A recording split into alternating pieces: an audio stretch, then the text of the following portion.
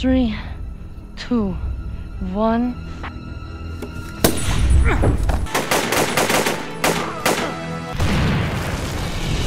Halo semua, selamat datang di alur cerita film For Movie. Gimana kabar kalian hari ini? Semoga sehat selalu dan dimudahkan segala urusannya. Pada episode kali ini Mimin mau ngelanjutin season yang terakhir dari film Rogue Warfare. Ya udah, tanpa berlama-lama lagi, mari kita masuk ke filmnya. Semonggo.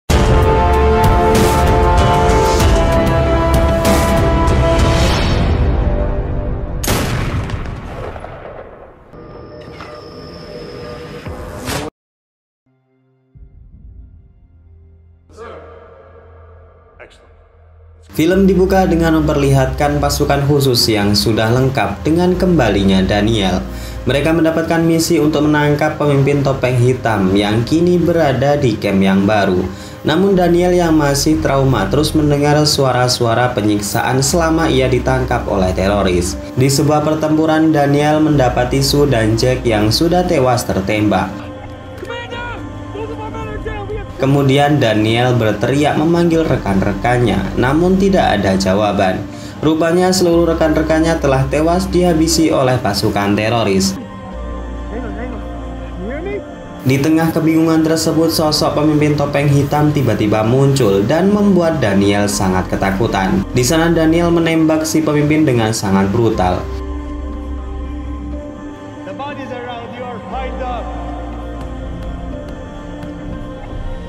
Ia tergeletak saat menerima tembakan dari serangan Daniel. Namun Daniel yang masih tidak percaya kemudian membuka topeng milik pemimpin teroris. Dan ternyata Chris lah di balik topeng tersebut. Daniel masih tak percaya, namun semua telah terjadi. Daniel kembali terkejut setelah seseorang tengah menodongkan pistol dari arah belakangnya. Ya, dialah sosok pemimpin teroris yang asli dan kemudian membunuh Daniel. Ternyata kejadian tersebut hanyalah mimpi buruk saja guys, yang di tengah dialami oleh Daniel yang saat itu masih dalam kondisi pemulihan kesehatan. Scene kemudian beralih memperlihatkan seorang reporter yang mengabarkan jika Amerika tengah melakukan sebuah misi rahasia di Timur Tengah. Ia juga mengungkapkan jika Amerika tengah membentuk pasukan khusus dari beberapa negara dalam bersinergi melawan kejamnya teroris di Timur Tengah. Film lalu kembali terfokus kepada pasukan teroris yang sedang memasang beberapa bom yang berada di bawah meja. Sepertinya mereka sedang membuat skema jebakan untuk pasukan khusus yang sewaktu-waktu akan datang ke tempat ini. Di lain sisi, Daniel yang telah bangun berusaha memulai aktivitasnya seperti sedia kala. Ia juga berterima kasih kepada Ralph dan juga James yang sudah menyelamatkan hidupnya. Pasukan kembali menyiapkan rencana untuk menangkap pemimpin teroris. Daniel yang sedikit banyak mengetahui rencana teroris mengungkapkan jika mereka sudah membuat bom berbahaya menggunakan nuklir dan bahan kimia. Mengetahui jika mereka menghadapi lawan yang berat, Briscoe kemudian berikan sejumlah amunisi tambahan untuk pasukan menunjang keberhasilan misi. Di tempat yang berbeda, pemimpin topeng hitam sedang merencanakan penyerangan dalam waktu kurang dari 36 jam ke depan. Sang ajudan yang sudah diberikan perintah kemudian meletakkan bahan bom kimia yang kemudian akan dibawa ke sebuah tempat. Di markas sendiri, Briscoe kembali mengumpulkan pasukan khusus dan mengatakan jika mereka menemukan tempat baru yang kemungkinan menjadi markas teroris topeng hitam. Karena dua tempat yang sedang mereka selidiki, akhirnya Briscoe membagi menjadi dua regu. Ralph, Gelina, dan Sue akan menjadi pasukan satu, sedangkan James dan juga Jack akan berpasangan di pasukan yang kedua. Daniel sebenarnya ingin bergabung dalam misi ini, namun karena kondisinya belum pulih, Briscoe pun tidak mengizinkannya dulu.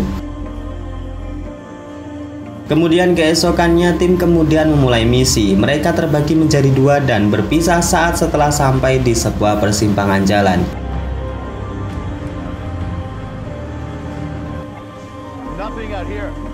Pasukan satu telah sampai di lokasi yang dimaksud, namun mereka hanya menemukan warga sipil dan beberapa pengembala kambing. Sedangkan Ralph dan juga James juga telah sampai di lokasi yang kedua. Namun yang mereka dapati hanyalah dataran kosong tanpa ada tanda-tanda kehidupan. Dan pada akhirnya kedua tim kemudian pulang ke markas dengan membawa hasil yang nihil.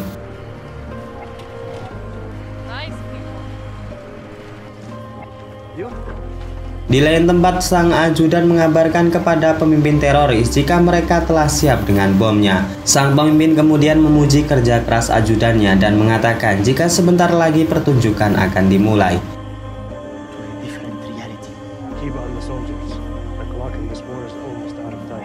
Di dalam markas Amerika, lagi-lagi Briscoe mengumpulkan tim pasukan khusus. Ia mengatakan jika lokasi terakhir para teroris terlacak dengan satelit. Mereka kemudian bersiap ke lokasi yang dimaksud dengan diantar sebuah helikopter.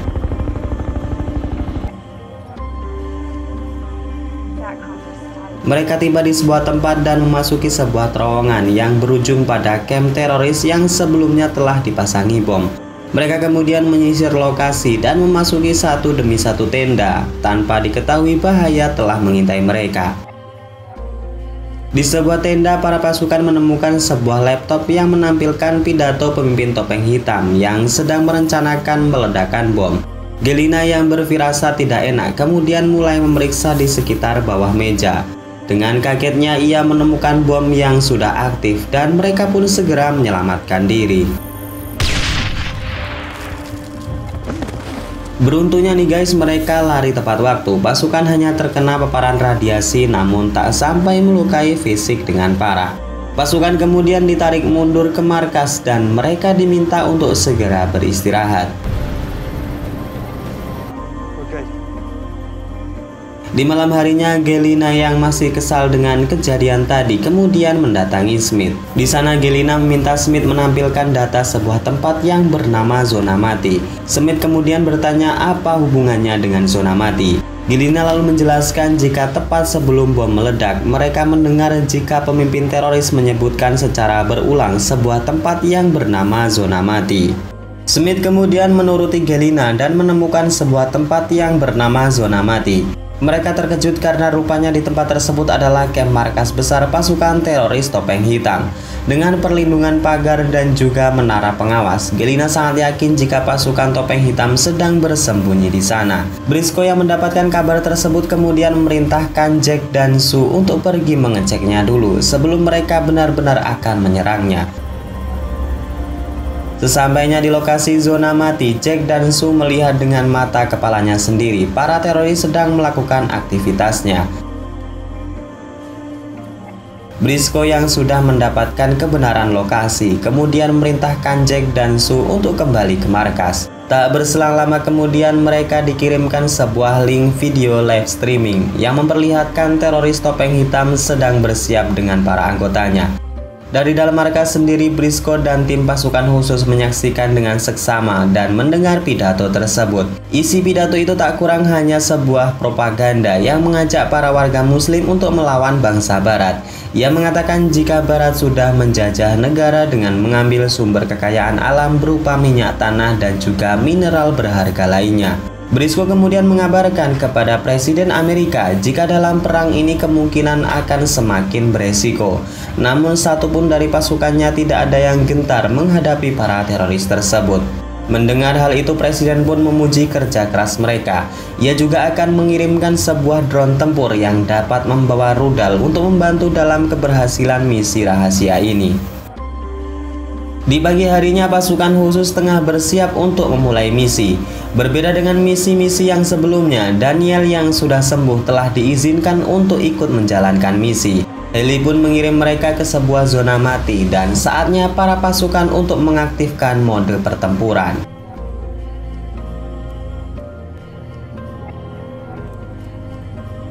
Di sana Sue bertugas seorang diri untuk memasuki tembok dan menyamar sebagai seorang teroris. Sedangkan Gelina dari atas bukit membackup gerakan Sue yang seorang diri.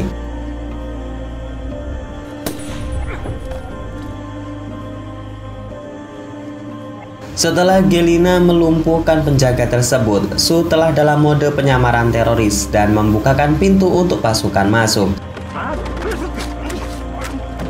Mereka yang sudah diberi aba-aba segera bergerak ke dalam markas teroris. Gelina dan Jack masing-masing berjaga di sebuah tempat pos, sedangkan Sue bertugas untuk mencari di mana bomnya berada. Setelah lama mencari, akhirnya Sue menemukan sebuah peti yang berada di dalam truk. Ia pun meriksanya, namun aksinya telah dipergoki oleh teroris. Secepat kilat Sue melemparkan pisau dan membuat musuhnya langsung terkapar. Namun hal itu jugalah yang membuat para teroris lainnya mengetahui ancaman dan segera keluar untuk mengamankan bomnya. Dan kemudian perang yang kita tunggu-tunggu pun terjadi.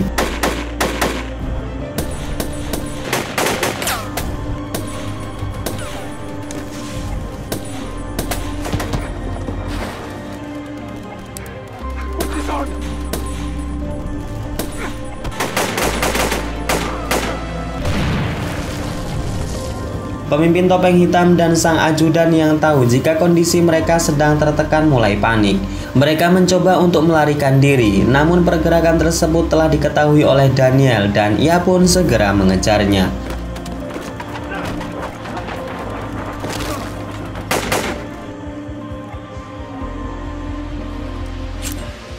Di sebuah terowongan terjadi pertarungan sengit antara Daniel dan pemimpin topeng hitam. Mereka saling adu bacot layaknya Samsudin dan pesulap merah. Sang pemimpin teroris sangat yakin jika meskipun ia mati saat ini, akan ada orang yang melanjutkan seluruh ide dan rencananya. Daniel mulai terpancing dengan omongan tersebut dan tidak waspada. Dan pada akhirnya pemimpin teroris yang lebih tahu terowongan ini mengambil jalan pintas yang kemudian menuju ke tempat Daniel. Pemimpin teroris berhasil menodongkan pistol ke arah belakang Daniel dan menyuruhnya untuk melepaskan seluruh senjata. Di sana Daniel terus dibacoti dengan argumen pemimpin teroris yang mengada-ada. Ia mengatakan jika bom-bomnya sudah dikirim dan akan meledakkan perkotaan penting yang berada di Eropa. Tanpa disadari, Daniel kini telah mengambil ancang-ancang. Pemimpin teroris pun terkejut saat Daniel berhasil merebut senjatanya dan membalikkan keadaan. Di waktu yang sama, Jack yang telah sampai di lokasi lab segera melumpuhkan si gundul kebanggaan pemimpin teroris. Di sana Jack berhasil melumpuhkan sang ajudan dan memberikannya sebuah oleh-oleh berupa granat yang sudah ia modifikasi.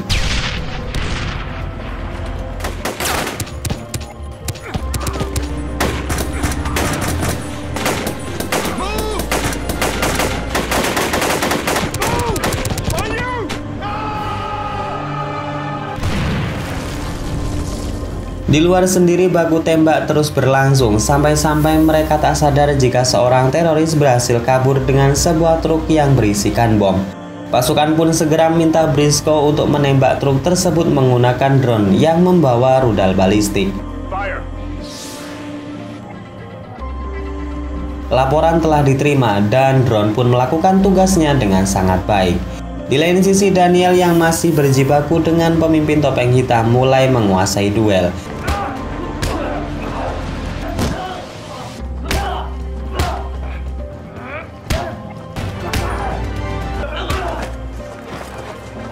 Di sana Daniel berhasil meraih pistolnya yang terjatuh lalu menembak pemimpin topeng hitam untuk mengakhiri ambisinya.